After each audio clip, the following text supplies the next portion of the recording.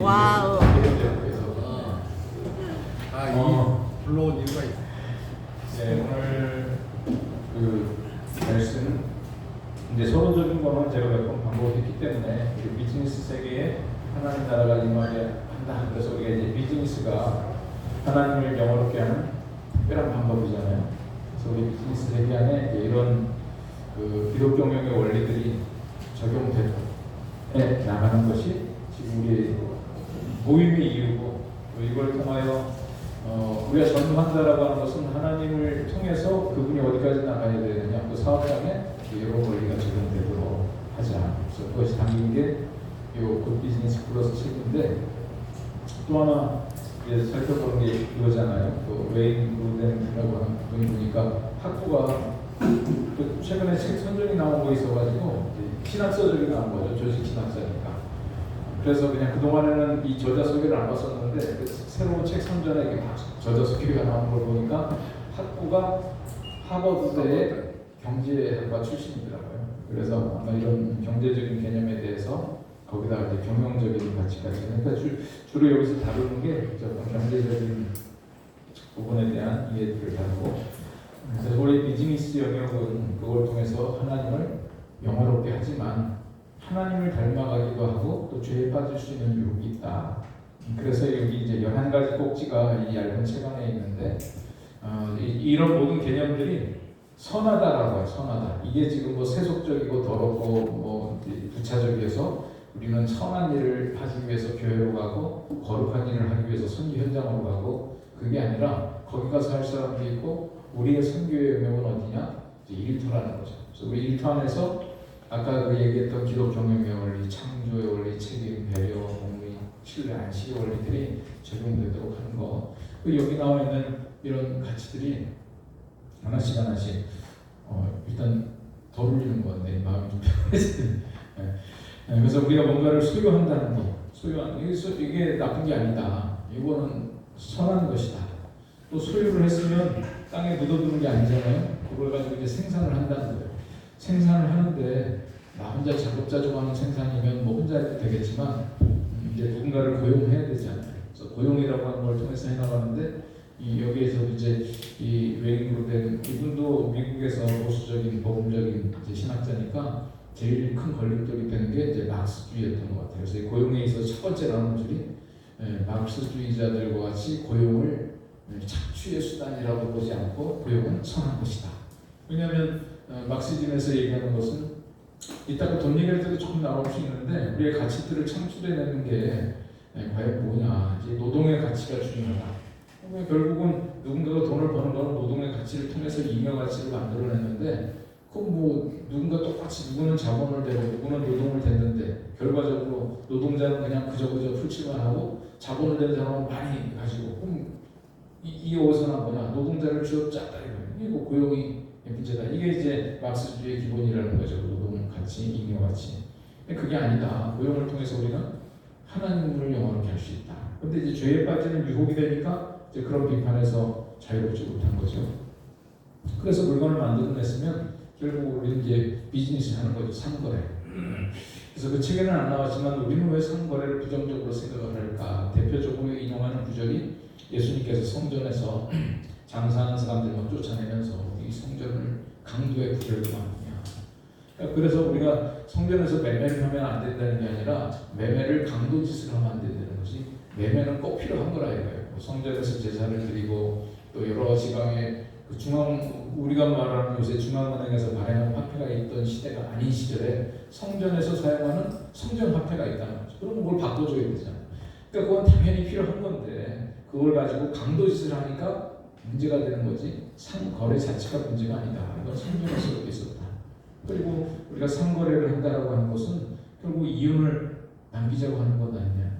이윤 발생한다라고 하는, 이윤의 가치가 이제 그 의미가 여러 가지로 있잖아요. 그래서 저는 여기서 이제 요새 환경 문제하고 좀 연관돼서 설명드릴 수 있는 게, 내가 뭔가를 그 이윤을 남길 수 있다라고 하는 것은 내 그 기술과 자원을 활용해서 뭔가를 가공을 해가지고 물건을 만들어서 거기서 이윤이 붙은 거잖아요. 그러면 내가 그 자원을 가장 효율적으로 활용할 수 있는 사람이라는 거예요.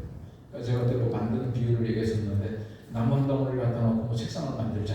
그럼 나 같은 사람이면 뭐 책상 하나 만드는데 실력도 없지만 한 1년의 시간을 걸려가지고 나무가 한 10기둥 없어졌다.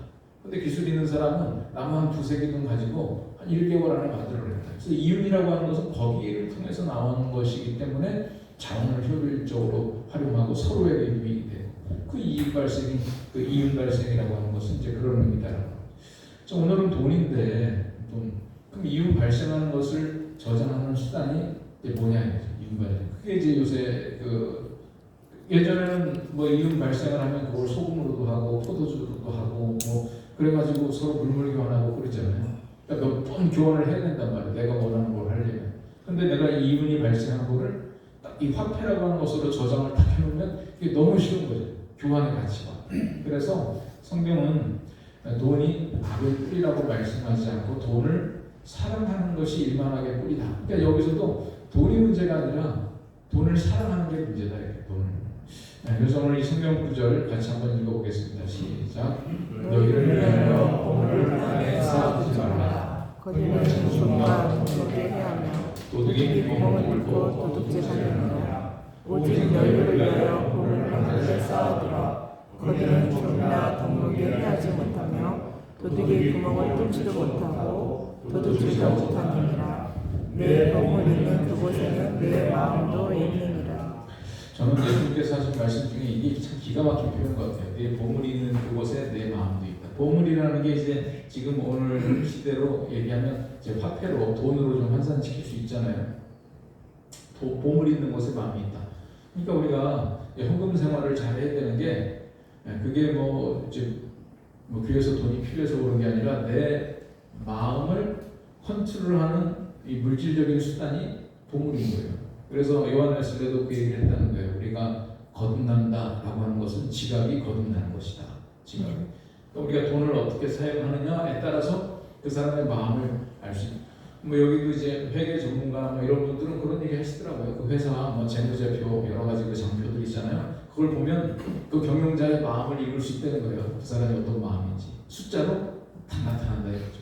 그러니까 이게 이 보물이라고 하는 것에서 마음. 뭐 이거 실험은 어렵지 않게 할 수 있어요. 여러분들 지금 주머니에서 한 5만 원짜리씩 꺼내가지고 조금 이렇게 찢어보시면 돈이 찢어지는 게 아니라 마음이 찢어져요.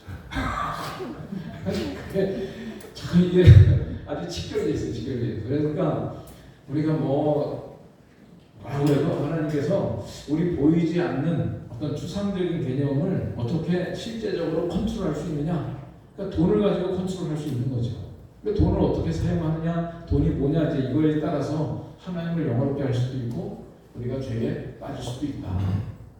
그래서 이 돈이라고 하는 것은 그렇게 귀하게 주신 수단인데 이 책에 나오는 몇 가지 설명들을 이제 좀 모아봤어요. 일단 돈이라고 하는 게 왜 필요하고 유익하냐면 아까 얘기했듯이 우리가 이익이 생겼는데 그거를 측정하기도 하고 가격의 비교를 용이하게 합니다. 그 책에 이분이 그런 얘기를 했어요. 자기가 책을 한 권 썼는데 예를 들면 책을 갖고 와서 우리 식으로 얘기했는데 쌀을 팔아야 돼. 쌀을 사야 되겠는데 슈퍼마켓 가서 이 책이 한 권이 4만 원의 가치가 있는데 쌀을 4만 원어치 달라고 이 책의 가치에 부응하는 쌀을 달라고 그러면 그 종업원이 쌀 주겠냐는 거예요. 그러니까 그 책이 그럼 4만 원의 가치다. 이건 어떻게 정해지느냐? 뭐 본인이 정하기도 했지만 이제 시장에서 결정되겠죠. 자기가 너무 비싸게 했으면 안 팔릴 거고 적절하게 됐고 내용이 좋으면 막 팔릴 거고. 4만 원의 가격으로 일단 책정돼서 시장에 유통되고 있다. 그러면 그 책을 팔아서 자기가 4만 원이라고 하는 화폐를 받아가지고 슈퍼마켓 가면 그냥 4만 원짜리 하여튼 그 이하로는 다 내준다 이거예요. 물건을. 그러니까 자기가 생산한 걸 가지고 직접 원하는 거를 교환하는 이게 여러 가지 절차가 복잡하니까 이 단위의 척도 또 비교도 용이하게 하고 또 교환의 매개체가 되게 하고 그리고 가치를 저장하고 그래서 참 이게 신기한 것 같아요. 내가 수고해가지고 버는 이익을 저장할 수 있다. 저는 이걸 보면서 무슨 생각이 나냐면 뭐 제 과학 실력이라고 하는 게 이제 초등학교 때 뭐 저 소년중앙 뭐 새소년 이제 이런 거 만화 보면서 얻은 지식인데 그때 번개가 치는데 이 번개를 다 저장할 수 있으면 전 세계 에너지 문제를 해결할 수 있다. 그때는 뭐 그런 만화를 본 것 같아요. 근데 그거를 저장을 못 한다는 거지. 또 요새 뭐 이제 대체는 얘기하면서 태양광 얘기를 하니까 태양광 에너지가 좋긴 한데 그게 이제 간헐적 부분이니까 해가 나올 때만 그러니까 그 SSD라고 하는 걸 써야 된대요. 뭐 세이빙 무슨 뭐 어쩌고 뭐 그런 것 같아요. 그 장치가 엄청 비싸다는 거예요. 그 에너지를 저장하는 장치가.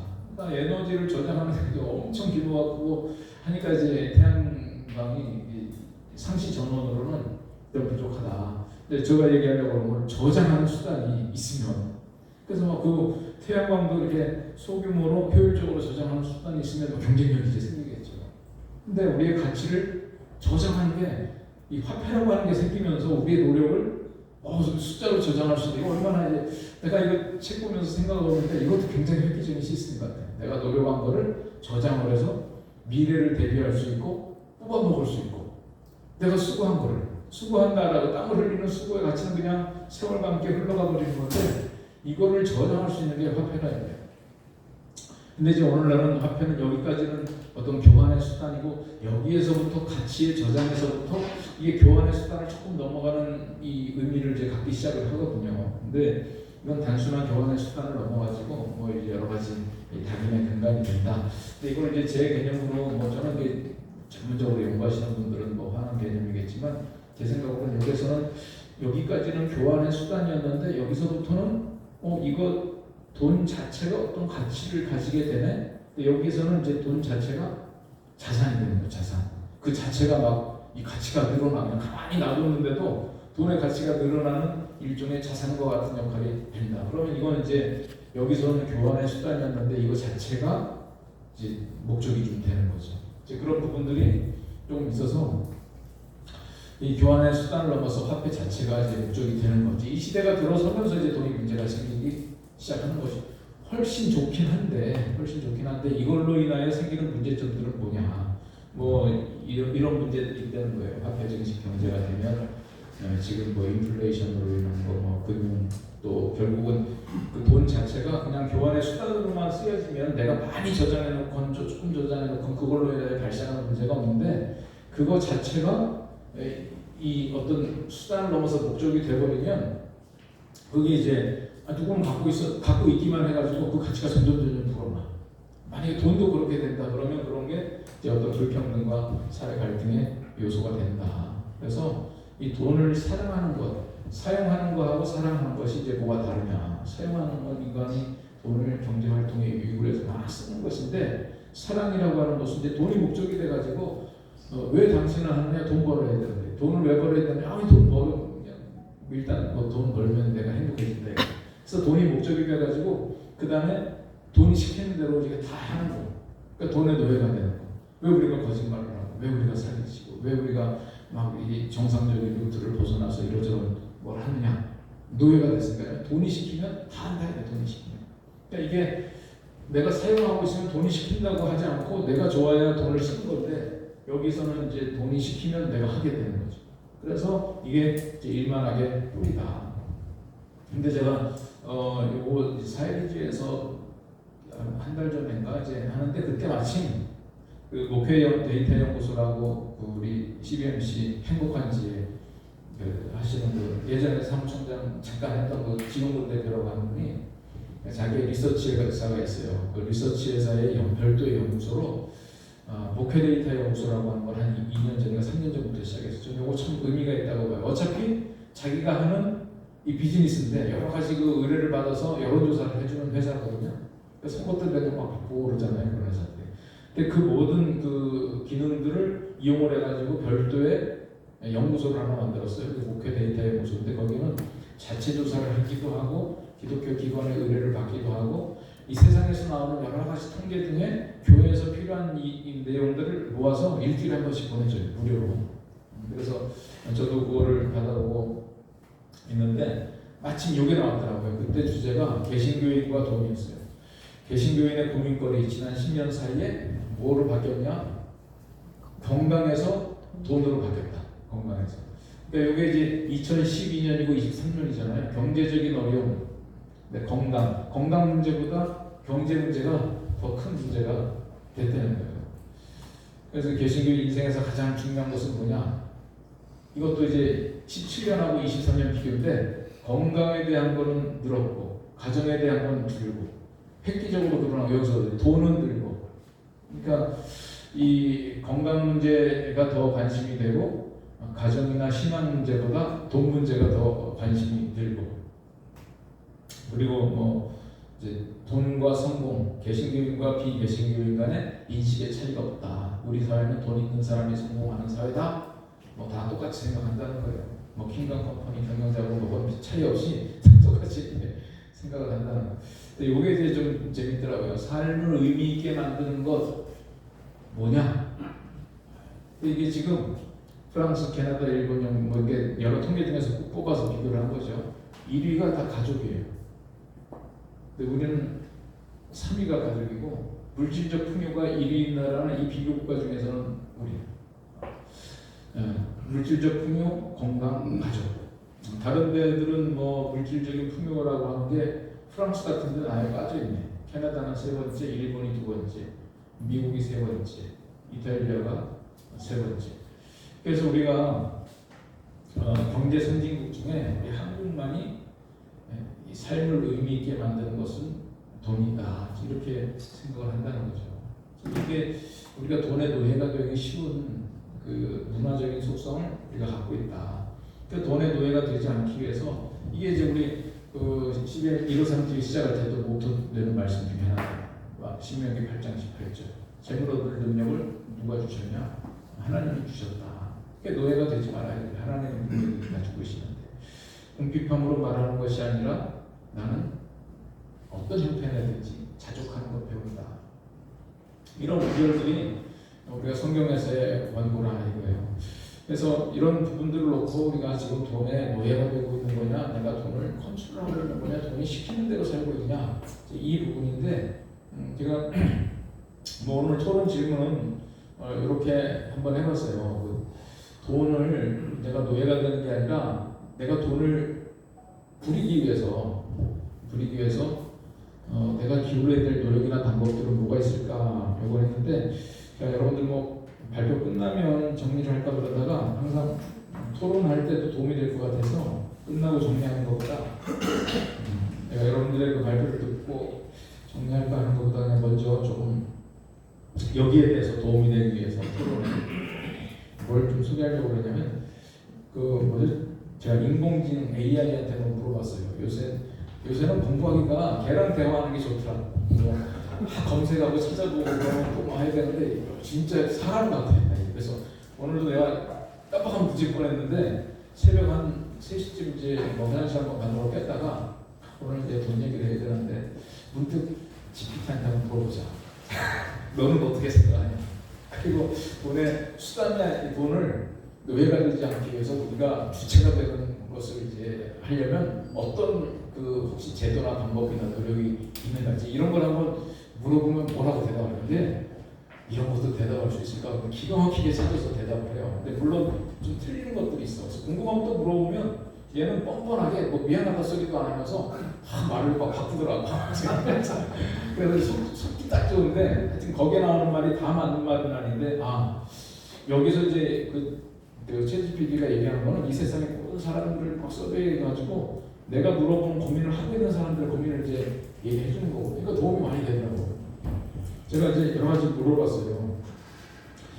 화폐가 고전적인 개념으로 물건 교환의 수단이라고 여겨지는데 요새는 그게 수단이 아니라 자본주의 경제에서는 이제 화폐 자체가 상품 아니냐. 화폐에다가 투자를 하는 거잖아요. 환율적으로.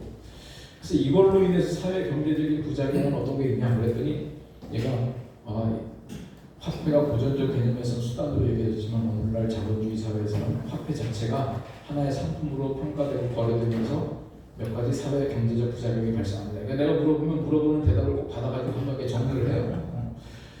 자기가 질문을 잘 이해하고 있다는 걸 알려주는 거지. 그러면서 1번, 2번, 3번, 3. 1. 불평등의 심화.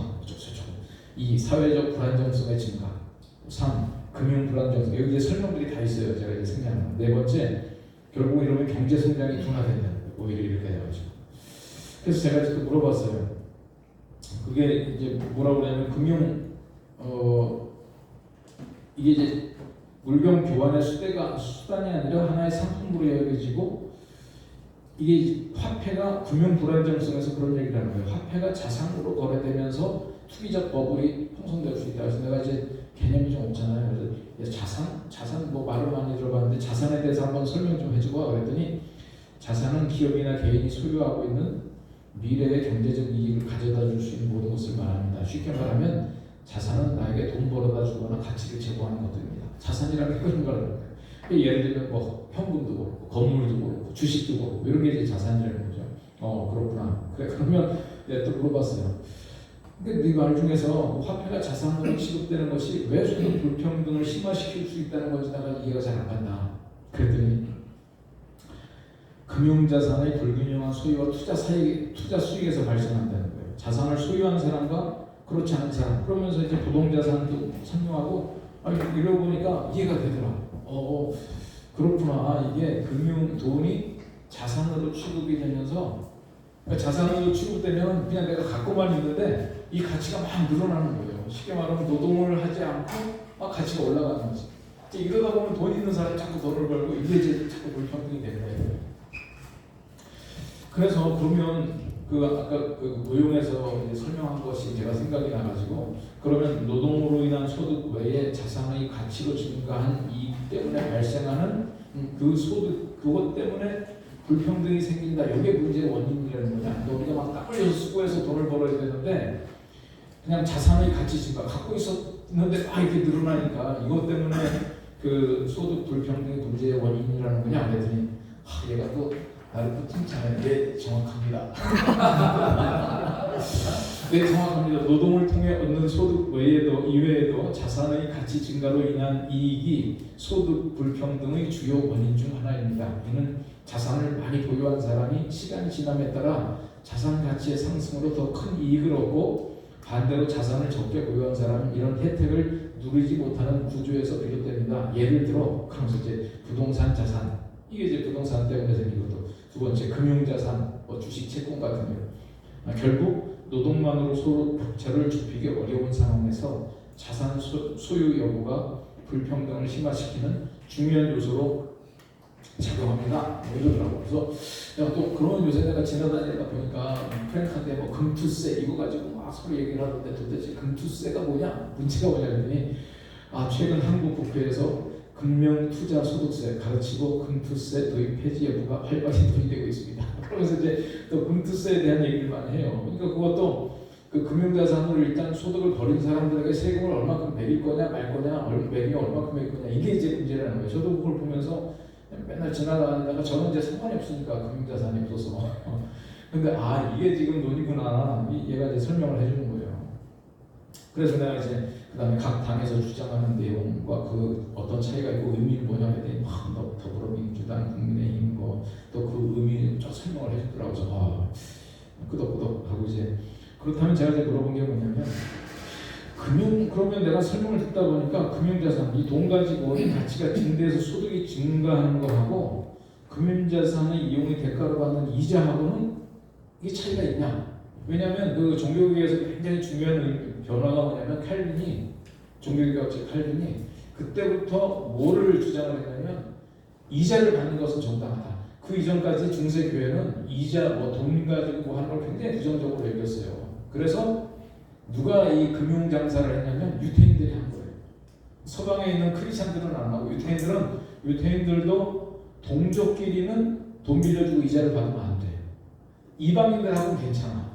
그러니까 서방사 나라가 없어져서 다 흩어진 유태인들이 베니스의 상인 그거 다 유태인 얘기잖아요. 그러니까 유태인들이 흩어져가지고 뭐랬냐 다 이 돈 장사를 한 거예요. 고리대금업을 한 거지. 그러니까 이 서양에 있는 기독교인 문화에서는 이자를 받으면 안 되고, 그러니까 금융업이 발달을 안 했고 유태인들이 일종의 금융업을 한 거예요. 그래서 제가 이제 그걸 물어본 거거든요. 그러면 내가 돈을 갖고 있다가 그냥 이렇게 부자가 되는 거하고 내가 돈 빌려주고 이자 받을 수 있지 않냐? 이거하고는 어떤 의미의 차이가 있냐? 그랬더니 얘가 얘기를 하더라고. 화폐 등 금융자산의 가치가 증가해 소득이 증가하는 것과 금융자산의 이용이 대가로 받는 이자로 인한 소득은 경제적으로 의미가 다릅니다. 그러면서 금융자산의 가치로 인한 소득은 자본이득이라고 하고 이자 소득은 이 자산의 이용 대가로 발생하는 것이다. 그러니까 칼빈이 이런 것을 생각을 하고 이자로 정당하다. 이거는 그냥 내가 가지고 부자가 되는 게 아니라 내 그 돈을 활용을 해서, 그래서 이자 소득은 금융 자산의 보유 기간 동안 꾸준히 발생하면서 상대적으로 안정적이고 예측 가능한 수익인데, 이 자본이득이라고 하는 것은 뭐 주식이나 부동산, 이거는 막 시장의 변동성에 크게 좌우가 된다는 거예요. 그래서 저도 이제 좀 이렇구나. 그래서 자꾸 이제 돈과 관련된 것들만 물어봤어요, 애한테. 그러면 그 이자율을 변동하는 거하고 저 부동산 전세대금하고 연관이 있는 건데, 내가 얼핏 듣긴 들었는데 이자율이 올라가는 거하고 부동산 이 전세가 올라가는 거는 무슨 상관이야? 이거 다 설명을 해주더라고요. 이자율이 오르면 이런 현상이 있어서 전세가 올라가고 이자율에 따라서 올라가고 내려가고 한다는 거예요. 그래서 내가 또 전세제들한테 물어봤죠. 전세제들은 그러면 주인이 돈을 빌려주는 거냐, 집 살고 있는 사람이 이용료를 내는 거냐. 그러니까 이자를 대신해가지고 금융사를 맡기면 그 사람이 거기에서 이자를 발생시켜서 주인이 그 사람으로부터 사용료를 받는 거냐, 전세 세입자한테 돈을 빌리는 개념이냐. 그랬더니 얘가 부동산 전세제도는 독특한 계약 구조로 두 가지 관점에서 해석할 수 있습니다. 설명을 해주더라고요. 집주인이 돈을 빌리는 구조로 볼 수도 있고 사용료를 받는 구조로 볼 수도 있다는 거예요. 그래서 생각해보니까 이 전세라는 게 상당히 조금 묘한 제도 같아요. 그래서 따라서 전세는 담보대출과 사용료의 중간 형태로 해석될 수 있으며 양쪽의 의미를 다 가집니다. 내가 밤새 지금 3시부터 이 대화를 하다가 그래가지고 그래서 이제 그러면 그 이자율하고 이렇게 그 전세장 올라가는 걸 했더니 얘가 설명을 해주는데 조금 이상해요. 그래서 이건 좀 이상해서 좀 내가 잘 모르겠다 그랬더니 자기가 틀렸다는 얘기를 안 하고 다르다고 얘기를 해주더라고요. 그래서 내가 중간에서 물어봤어요. 그렇다면 맨 처음 설명한 시장 이자율이 오르면 전세 보증금도 상승하는 경향이 있다는 설명은 잘못된 설명이군요. 내가 한번 나도 콕 찍으려고 너 잘못했지? 물어봤더니 네. 시장 이자율이 오르면 전세 보증금도 상승하는 경향이 있다는 설명은 정확하지 않습니다. 일반적으로 이자율이 상승하면 보증금은 하락한다.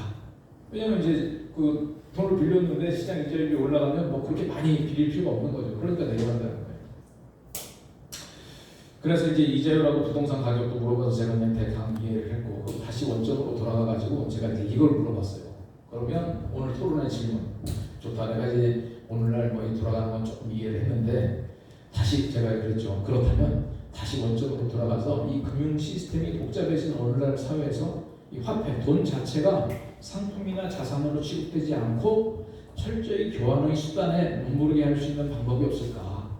그렇잖아요. 우리가 자꾸 이제 그거 자체가 목적이 되니까 돈을 벌려는 게 이제 목적이 된단 말이에요. 근데 그게 아니라 돈은 그냥 내 가치를, 내가 수고한 가치를 측정하고 그것을 교환하기 위한 수단으로만 머물고 있으면 돈 자체로 인하여 생기는 문제는 없을 거 아니에요.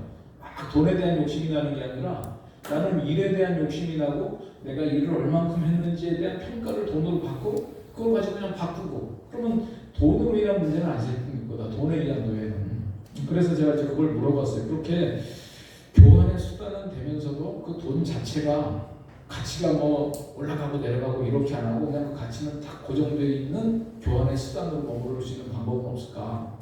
제가 이제 한참 이제 대화를 하다가 좀 개념이 잡혀가지고 이제 그거를 물어본 거예요. 오늘 질문이 이제 그거잖아요. 그랬더니 현대 사회에서 화폐가 단순히 교환의 수단에 머물고 자산으로 취급되지 않게 만드는 것은 복잡한 문제입니다. 그러나 몇 가지 방법이 논의되고 있으며 이들은 화폐를 자산 축적이나 투기의 도구로 사용하지 못하게 하려는 목적을 가지고 있습니다. 그러니까 이런 걸 논의하는 사람들이 이때는 챗GPT가 자기가 연구한 게 아니라 그런 사람들이 있다고 하면서 쭉 알려주는 거예요. 그래서 이런 거를 논의하는 사람들이구나. 굉장히 비현실적인데 그런 걸 이제 논의하는 거고, 어찌 보면 우리도 킹덤 컴퍼니 경영이라는 것도 비현실적이지만 하나님의 원리를 막 고민하는 거잖아요. 근데 그쪽 사람들이 그런 그 투기 수단이 되지 않도록 화폐를 하기 위해서 아마 이런 아이디어들을 내는가 봐요. 디지털 화폐가 중요하다. 암호화폐 말고 디지털 화폐. 중앙은행 발행하는 그걸 이제 CBDC라고 그러는데요. CBDC. 중앙은행이 디지털 화폐를, 왜냐하면 이 디지털 화폐는 물리적인 화폐처럼 교환 수단으로만 기능하면서 그 자체가 자산화되지 않도록 설계할 수가 있다는 거예요. 디지털 화폐이기 때문에. 그래서 투기성을 줄이고 교환 수단으로만 활용할 수 있는데 이게 보니까 디지털 화폐를 전제를 하고 나오는 대안들이 있더라고요. 화폐 시스템을 부채 기반 화폐 시스템을 만든다는 거예요. 현재 화폐 시스템은 부채 기반입니다. 즉 은행이 대출할 때마다 새로운 돈이 생기고 돈은 이자 수익을 가져옵니다. 이를 개선하기 위해서 어떤 방법을 할 수 있느냐?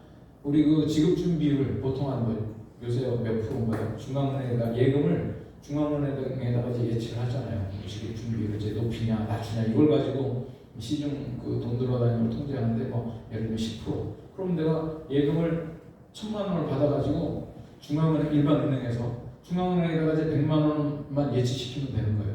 그럼 900만 원이 은행 수중에 있으니까 이걸 가지고 이제 여신을 하는 거죠. 그래서 이 돈을 버는 거예요. 그런데 이거를 100%를 갖다 맡기게 해라 이거예요. 100%. 그러니까 그 100% 준비금 제도를 하게 되면 중간에서 은행이 이걸 가지고 뭐 장사를 못하니까 투기 대상이 될 수가 없다는 거죠. 그래서 내가 나중에 그 은행에 내가 물어봤어요. 은행은 뭐 먹고 사냐? 그거를. 근데 이 사람이 얘기하는 거는 요 세계에서 얘기하는 게 디지털 화폐를 만들고 부채 100% 준비금 제도를 하고 화폐를 인플레이션 연동을 시킬 수 있다는 거예요. 화폐 가치 자체를 변화시키는 거죠. 그거 디지털 화폐에서 가능하다. 또 우리나라 지금 인플레이션이 올라간다 그러면 화폐 가치를 거기에 맞게 조정을 시켜버리는 게 디지털 화폐. 그래서 소비와 교환에다만 집중하게 만들고 그 다음에 이제 지역 화폐. 지역 화폐라고 하는 것은 그 지역 안에서만 쓰기 때문에 이걸 가지고 다른 데 가서 어떤 가치 뭐 상승 효과 이런 게 없어서 이렇게 하면 순수하게 교환의 수단으로만 남게 합니다. 그래서 결론적으로 뭐라고 하면 이런 방안들은 화폐를 자산으로 사용하는 것을 억제하고 교환의 수단으로만 기능하게 하는 방식입니다. 다만 글로벌 경제 체제와 통합되어 있는 현실에서 완전한 해결책을 구현하는 데는 여전히 도전 과제가 있습니다. 그러니까 지금 이 세상 사람들도 그런 걸 연구를 하는 거예요. 특히 이제 뭐 재야 경제 학자들이 이런 걸 연구하는 거죠. 어떻게 하면 우리가 돈의 노예가 되지 않을 수 있을까? 정말 돈은 그냥 철저히 우리 수단으로 머물러야 되는데 왜 자꾸 돈 자체가 우상이 돼가지고 우리는 돈을 그렇게 막 소유하려고 그럴까? 그래서 막 부자가 되려고. 이것을 막을 수 있는 방법은 없을까? 그러니까 이제 뭐 디지털 화폐가 나오고 그 지불 요금을 그냥 100% 중앙은행에다 다 예치시키는 안도 나오고 화폐의 가치가 여기 그것도 있었는데 시간이 지날수록 가치가 떨어지게 계산을 만들 수 있다는 거예요. 내가 돈을 갖고 있는데 일정 기간 안 쓰면 내가 지금 2,000원을 갖고 있었는데 내년에는 이게 900원이 돼. 그 다음에 800원이 되고. 그러니까 돈을 쓰도록 만든다는 거죠. 그러니까 이제 지역 화폐라고 하는 것도 이렇게 되고. 그래서 뭐 이런 부분들을 제가 물어보다가 그거는 너무 거시적인 정책이다. 우리 한 개인이 살면서 이런 국가 시스템 차원이 아니라 개인적으로 이러한 노력, 화폐가 자본을 이득을 위한 자산으로서가 아니라 교환의 수단을 활용하기 위해서 할 수 있는 노력은 뭐가 있을까? 개인적으로 우리가 실천할 수 있는 거 좀 알려달라. 그랬더니 얘가 알려주더라고요. 그래서 교환의 수단이 아니라 교환의 수단으로만 하려면 우리 금융 습관하고 소비 형태를 바꾸라는 거예요. 그래서 뭐라고 그러냐? 첫 번째 불필요한 저축을 줄이래요. 난 잘 됐다. 내가 저축할 돈이 없는데 이건 저걸 할 수밖에 없네. 그래서 남은 불필요한 저축을 줄이고 경제를 순환시켜야 된다는 거예요. 그리고 또 이제 지역 화폐나 커뮤니티 화폐를 많이 사용하고, 그 다음에 이제 소비와 투자를 구분하고, 그 다음에 시간 기반 경제 교육도 하고, 뭐 필요 이상으로 돈을 모으지 않고, 막 이런 얘기를 하더라고요. 그래가지고 내가 그렇게 되면 제가 딱 들어보니까 경제 활동할 때는 가능한데 나 노년 되면 뭐 먹고 살까? 그래서 노년을 위한 대비는 어떻게 해야 될까요? 그랬더니 얘가 그것도 할 수 있다 이거예요. 그러면서 제안하는 게 뭐냐면 연금제도로 활용하는 연금제도. 그러니까 공적연금이라든지 사적연금이라든지 이거를 내가 해서 하면 그거는 내가 돈을 쌓아놓는 게 아니라 그쪽에서 소비하게 만들고 나는 나중에 계속 돈을 받는다는 거죠. 연금을 통해서 연기금을 활용해가지고 비즈니스를 하고 나는 노년에 돈을 받으니까 내가 돈을 많이 쌓아놓고 하는 거랑은 다르다. 그리고 자산 관리 배분을 해라. 저축하고 자산을 구분을 해가지고 요거를 이게 잘 해라. 뭐 이런 얘기하고 뭐 주택연금을 하는 주로 연금 얘기를 많이 하더라고요. 또 기본소득이나 복지 시스템을 얘기하고 적정한 소비계획 수립하고 사회적 관계 유지와 자원 네트워크를 잘 활용을 하려는 거예요.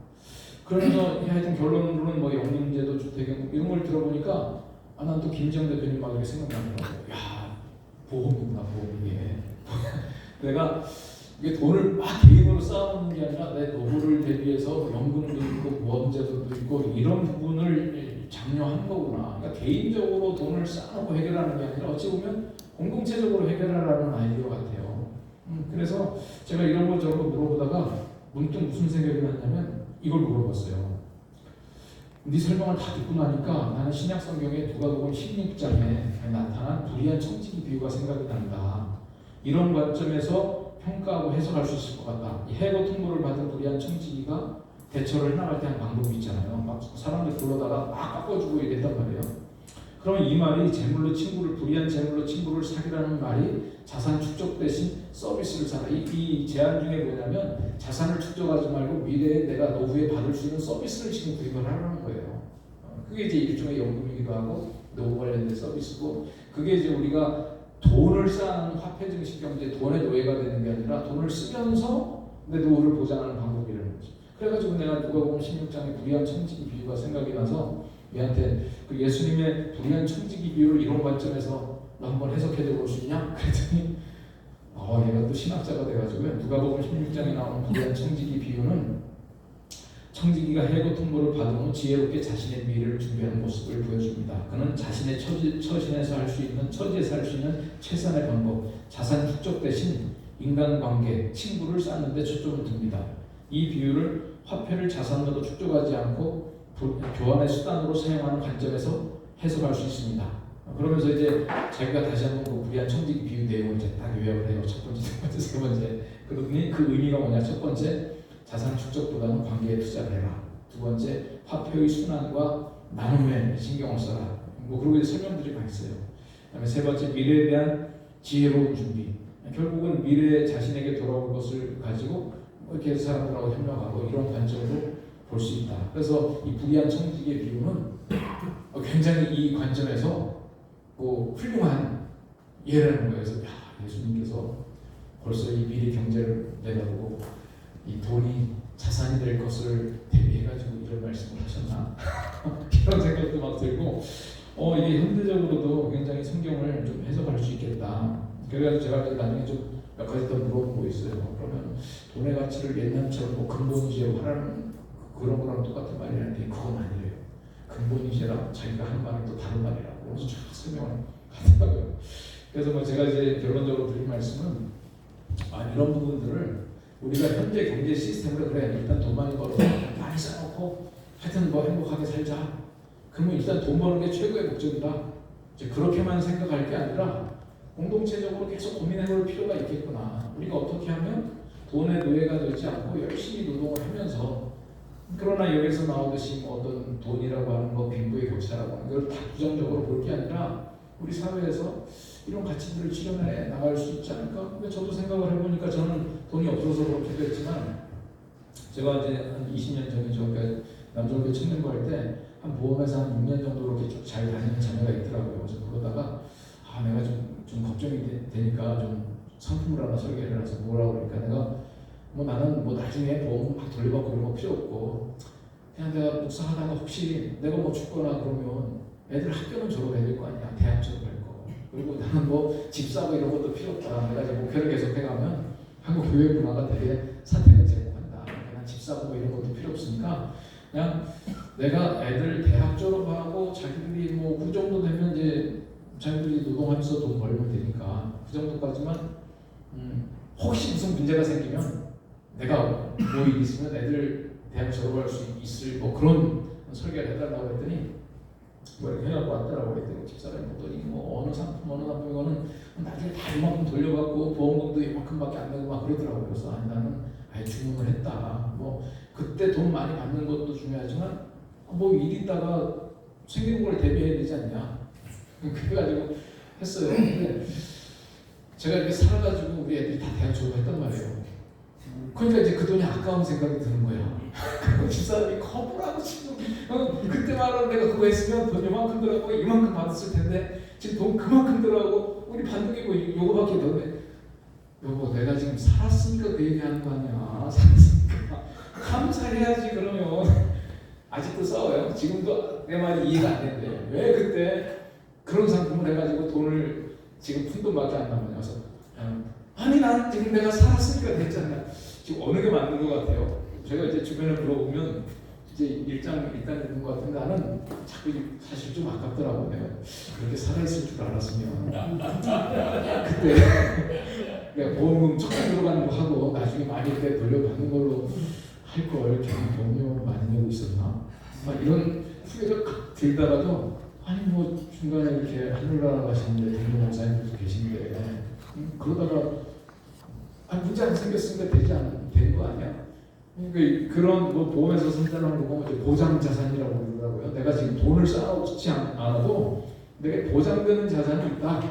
근데 내가 지금 오늘 아침 새벽에 가만히 생각을 해보니까 제 방식이 좀 하나님 나라 방식하고 좀 맞는 것 같아요. 자꾸 쌓아놓지 말고 함께 대책을 세워라. 근데 저는 사실은 제가 의지가 있고 뭐 의식이 있어서 이런 방법을 택한 게 아니라 돈이 없으니까 그냥 그렇게 생각을 했는데 한번 여러분들은 이제 막 돈이 벌려질 수 있는 상황임에도 불구하고 철저히 내가 돈의 노예가 되지 않기 위한 어떤 방법론들은 없냐. 그래서 저는 오늘 새벽에 챗GPT하고 대화를 하면서 여러 가지 방법들이 생각해 볼 수 있는 게 약간 실험적이고 이상적인 건긴 하겠지만, 그러니까 얘도 그랬어요. 지금 복잡하기 때문에 이런 거는 국민적인 합의도 필요하고 뭐도 필요하고 한데 개인적으로는 이런 대안을 좀 세워볼 수 있겠다. 이제 개인적인 방법까지 조금 제시를 하더라고요. 그래서 개인적인 방법의 결론은 연금만이 들으라는 것 같아. 그리고 주택연금. 자기가 집 있으면 그거 가지고도 자리를 뽑아 먹으면 된다. 이제 그런 거는 내가 자산으로 돈을 쌓아놓는 방법과는 다르고 돈을 수단으로 쓰는 방법이다. 그러니까 저는 이제 뭐가 맞다 틀리다는 게 아니라 이런 고민을 킹덤 컴퍼니 경영자면 해보면서 살 수 있다는 돈의 노예가 되지 않기 위해서. 이런 고민을 안 하면 두려움과 막연한 공포 때문에 계속 이제 돈에 매달려 있게 되거든요. 그래서 저도 새벽에 좀 이 대화를 하면서 마음이 약간 자유로워졌어요. 뭐 이런 방법이 있겠구나. 내가 돈을 많이 쌓아서도. 그래서 오늘 제가 GPT하고 새벽에 다른 대화 얘기를 하다가 시간이 좀 많이 갔는데 좀 신기하기도 하고 그래가지고 여러분들한테 알려드리려고 얘기를 좀 했습니다. 어쨌든 요 토론 문제 나누고 여러분들 얘기 종합하고 그냥 바로 기도하겠는데 이거 가지고 한번 우리 한 20분간 한 15분 시간을 좀 줄여서 압축적으로 한 15분 토론하시고 정리하시죠. 주별로